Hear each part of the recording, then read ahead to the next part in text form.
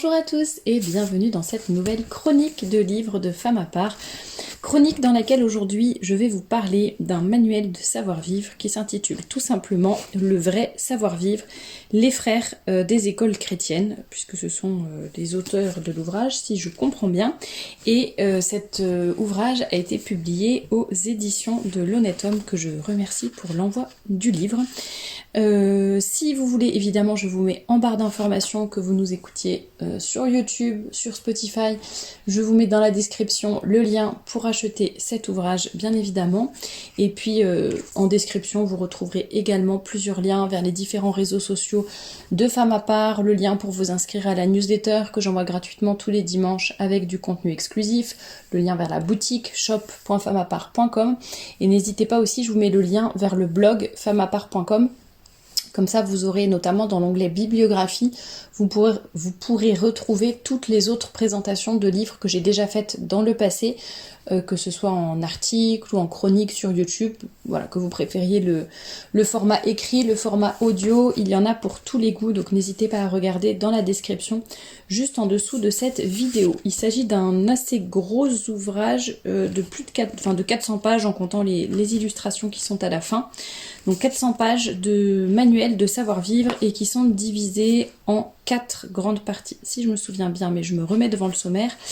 Voilà, première partie, le savoir-vivre. Deuxième partie, le savoir-parler.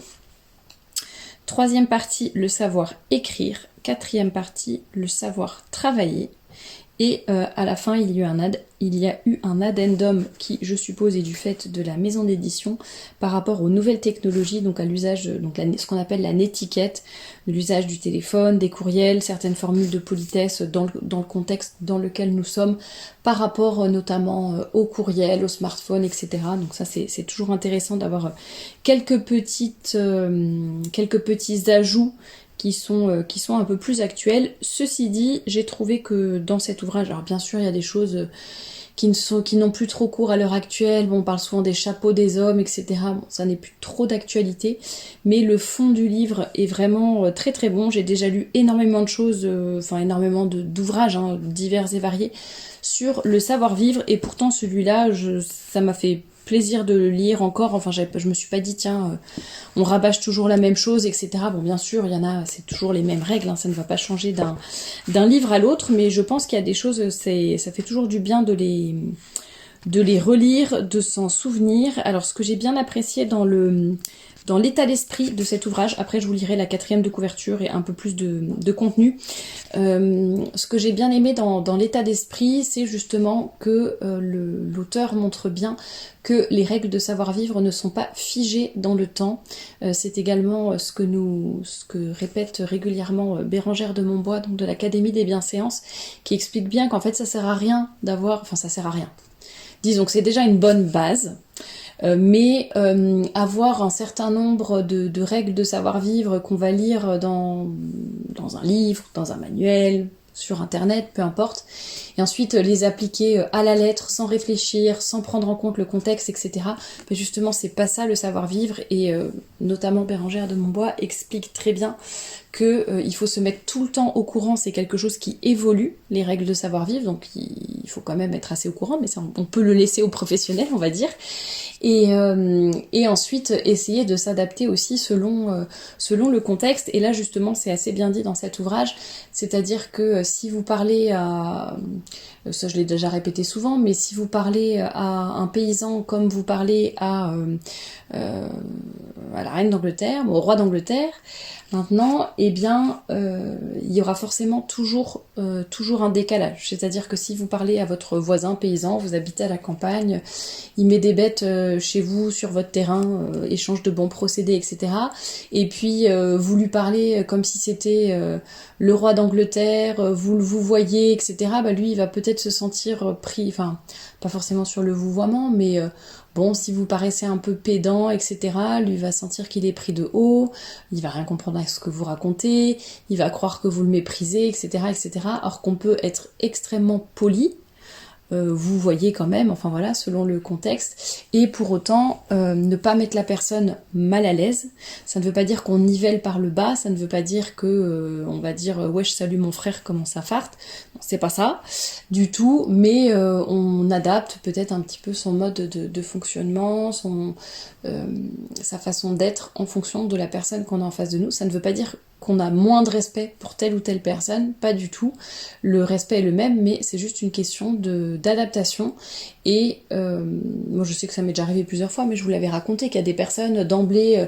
alors ça ne veut pas dire que toutes les personnes qui vous tutoient, il faut directement les tutoyer, être familière avec eux, etc. Mais il y a des personnes avec qui ça paraît un petit peu délicat, voilà, en fonction aussi peut-être de la classe sociale, etc. Il y a des choses, je pense, sur lesquelles il ne faut pas tergiverser, enfin il ne faut pas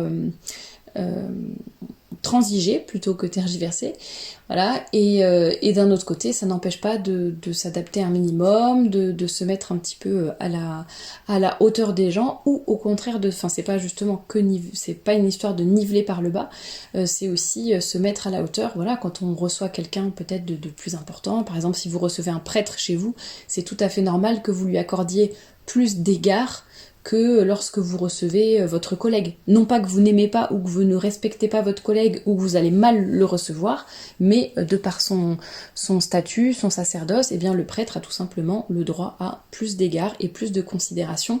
Ça ne veut pas dire qu'il y en a un qu'on respecte moins ou qu'on aime moins ou qu'on traite moins bien, mais c'est tout simplement agir aussi en fonction des honneurs que l'on doit à telle ou telle personne. Je sais que c'est des choses qui sont de moins en moins bien comprises. On n'aime pas beaucoup la hiérarchie, les classements, entre guillemets, dans notre époque, et on n'aime pas dire qu'il y a des choses peut-être qui ont plus de valeur que d'autres, mais c'est ainsi, ça veut pas dire qu'on aime moins les gens ni quoi que ce soit, mais voilà, c'est du bon sens tout simplement. Et donc ce que j'ai aimé dans ce livre, donc c'est ce côté-là, le côté ce ne sont pas des règles figées, il faut toujours tout appliquer, non, il y a des choses qui sont tombées en désuétude, qui ne se font plus, et c'est ainsi, d'autres choses qui s'ajoutent justement, on le voit à la fin du livre avec notamment la netiquette, mais justement c'est cet état d'esprit d'adaptation, et puis comme le souligne bien la personne qui a fait la préface, alors je ne sais plus qui, je ne sais pas si c'est un prêtre ou pas, oui je pense, du révérend père, voilà. Donc c'est un prêtre qui a fait la préface, et il dit que justement ce qu'il a aussi apprécié dans le livre, c'est le côté vertueux. Donc il dit par exemple une civilité purement formaliste et sans intérêt. Une civilité animée de psychologie et de convenance sociale prend plus de valeur. Et la vraie civilité est tout autre chose, elle est à la base de la moralité, et dans une civilisation comme la nôtre issue de l'évangile, elle est à la base de la morale chrétienne. Alors, le livre date, voilà, la version finale, on va dire l'édition finale, c'est 1934. Bien sûr, ce livre que j'ai entre les mains a été imprimé plus récemment. Ce que je veux dire, c'est que le livre de base est paru en 1908 avec une édition augmentée en 1934. Et pourtant, honnêtement, quand on le lit, moi, je trouve qu'on n'a pas du tout l'impression d'être il y a 100 ans. Donc c'est très agréable à lire. Je vais vous lire la 4e de couverture. Plongez dans l'univers du raffinement avec le manuel du vrai savoir-vivre, une vraie encyclopédie de la bienséance. Issu de l'expertise des frères des écoles chrétiennes et enrichi au fil des siècles, ce guide est un hommage vivant aux traditions de la courtoisie et de la politesse. Publié initialement au XXe siècle, ce guide traverse les âges en offrant un panorama complet de l'art et de la pratique des bonnes manières. Les annexes sur les nouvelles technologies de cette nouvelle édition apportent une vision renouvelée de l'étiquette à l'ère numérique, faisant de ce livre un incontournable encore aujourd'hui pour nos interactions contemporaines. Riche en leçons transgénérationnelles, cet ouvrage représente une ressource inestimable pour les parents et les éducateurs désireux de favoriser les relations sociales épanouissantes fondées sur le respect des bonnes manières et l'adoption de hautes valeurs morales. Alors pour vous donner un petit peu plus sur le contenu, d'ailleurs à la fin il y a des planches qui montrent la façon de se tenir, etc. Vraiment illustrées par des dessins et des photos. Alors à chaque fois je perds la table des matières, voilà j'y suis. Donc le savoir-vivre, la politesse des manières, politesse du cœur, politesse chez les saints, la propreté et l'ordre, le maintien et les attitudes, lever, coucher, habillement, respect et distinction, la table, les manières de s'aborder, relations au dehors, les visites, les soirées, les promenades, les voyages, l'hospitalité et les cadeaux, les fêtes de famille, le deuil. Certains usages disparaissent, la politesse demeure, donc là c'est tout ce dont je vous parlais. Politesse à l'école. Oui, ils disent usage suranné, le tact et ce qui est de tous les temps. C'est vraiment le chapitre là qui précise bien, enfin c'est quelques pages qui précisent justement que le tact aussi c'est l'adaptation. Et il y a des choses qui ne changent pas avec le temps, mais il y a des usages que l'on peut abandonner sans problème. Politesse à l'école, divertissement de la jeunesse. Deuxième partie, le savoir parler. La conversation, les qualités du langage, les convenances de la conversation, les défauts de la conversation, les éléments de la conversation, quelques portraits. L'art de parler en public. Savoir écrire, troisième partie. L'art d'écrire, la correspondance, le style épistolaire, forme et cérémonial des lettres, c'est vrai qu'on n'en voit plus beaucoup, modèle de lettres. Quatrième partie, savoir travailler, le travail intellectuel, les études du jeune homme, la bibliothèque d'un jeune homme, je pense qu'à la base c'était destiné aux hommes ce livre, la conclusion et ensuite l'addendum avec les nouvelles technologies. Voilà pour ce livre sur les bonnes manières et vous voyez qu'il reprend vraiment des éléments aussi de la morale chrétienne tout simplement. Il en reparle dans l'avant-propos du livre. On reparle de Saint Jean-Baptiste de la Salle avec son règle de la bienséance et de la civilité chrétienne. Il me semble que je vous l'avais déjà présenté sur cette chaîne aussi. En tout cas, il doit être dans la bibliographie du blog. Même si je n'en ai pas fait une chronique, je ne me souviens plus. Et puis... Fénelon qui disait, il y a une citation de Fénelon, c'est la vertu qui donne la véritable politesse. C'est exactement ça. Et je pense que quand on cherche toujours finalement à faire attention aux autres, à être charitable, à avoir du tact, à être attentif, etc., je pense qu'on a rarement des chances de se tromper. Alors même si peut-être, on se trompera dans le sens où ça sera peut-être pas exactement, je dis n'importe quoi, justement, si vous rencontrez le roi d'Angleterre ou un comte ou un duc ou je ne sais quoi, peut-être que vous n'aurez pas l'exacte formule de politesse qu'il aurait fallu employer en lui disant bonjour. Ceci dit, si vous êtes très poli, très respectueux, que vous essayez de voir comment les autres font, que vous vous adaptez et que voilà, vous essayez de ne pas vous imposer, de ne pas parler fort, d'être attentif aux personnes qui sont en face de vous, etc. Je pense qu'il n'y a vraiment aucune raison d'être traité de personnes impolies.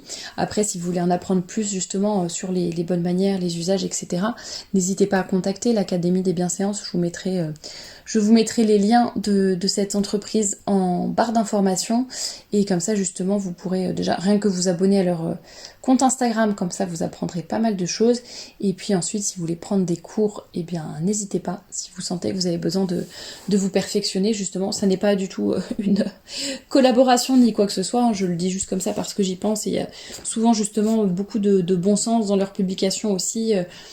Par rapport au fait que justement on va pas avaler un dictionnaire de bonne manière et les recracher un peu bêtement. Le but c'est vraiment de s'adapter aux autres, de s'adapter à notre temps, que ce soit naturel, que ça parte aussi de la vertu chrétienne tout simplement. Donc c'est important. Voilà pour ce vrai manuel du savoir-vivre par les frères des écoles chrétiennes, donc qui est paru aux éditions de l'Honnête Homme cette année. Et n'hésitez pas justement à vous le procurer, je vous mets le lien en barre d'informations. C'est vraiment un livre qui est très bien découpé, hein, comme vous l'avez vu dans la table des matières, c'est des parties, des sous-parties, donc c'est assez facile de le lire et puis de s'y référer si jamais un jour vous avez un doute ou vous savez que vous allez visiter quelqu'un ou vous avez un doute pour dresser votre table ou autre, et bien n'hésitez pas à vous référer à cet ouvrage, donc le vrai manuel du savoir-vivre aux éditions de l'Honnête Homme, et je vous dis à très bientôt pour une nouvelle chronique.